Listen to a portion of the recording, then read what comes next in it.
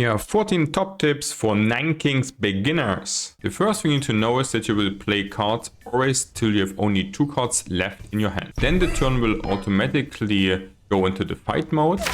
And after you won this, you will have the choice of 1 of 3 cards, depending on which king you fought.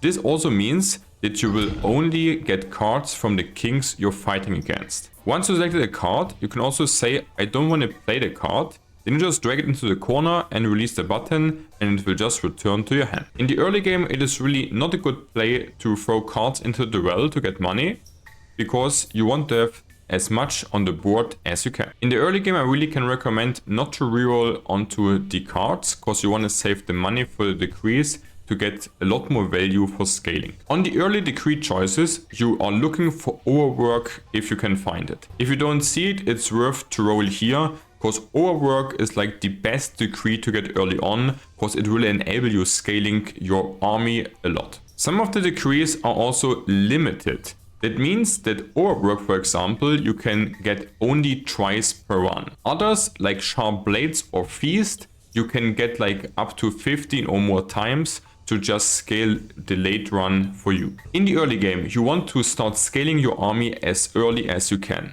It's fine if you win the fights just barely and just make a good setup for the later stages of the run. There are 4 pillars of success in 9 Kings. The first one is money. Getting an early vault is also very valuable because economy enables you for more rerolls and also will enable you to buy a lot in the shops to just scale your army really fast and very reliable. The second pillar is damage. This you can get from beacons or blacksmiths in order to get just more pure damage or more attack speed to kill your opponents faster. The steel code is one of the best sustain cards because it just gives you more lives for your squads. You can give the steel code to your carry unit, and on top you can even copy the steel code with the library to get scaling online. There are 3 different merchants in the game.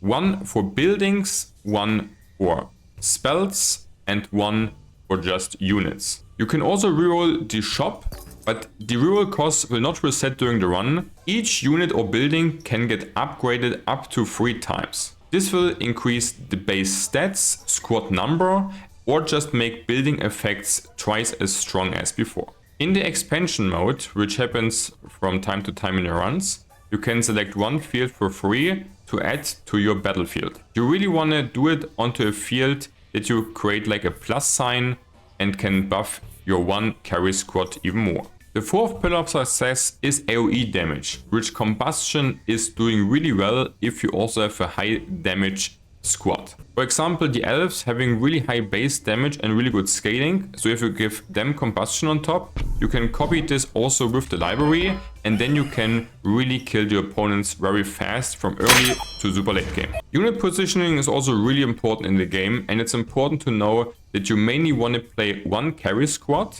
and have 4 fields around where you actually want to buff them really a ton. Only the fields with the buildings around your elf squad with direct borders, so the farm, library, beacon and the vault, are able to buff the middle unit. The best buildings to buff your 1 elf squad, for example, is like the beacon, the farm, library and also a blacksmith on top would be great. The best units to get carry is for nature elf, for king of nothing archer, for king of spells wizard, and for the king of greed the thieves. On top you can also buff your units with spells. Really good spells to play with is, for example, the offering to get more card value, overinvestment for buffing base stats, and procreate just to get more numbers in. Also upgrading your main building is actually quite valuable, because once it's maxed out, you will not see, for example, the palace card in your shops.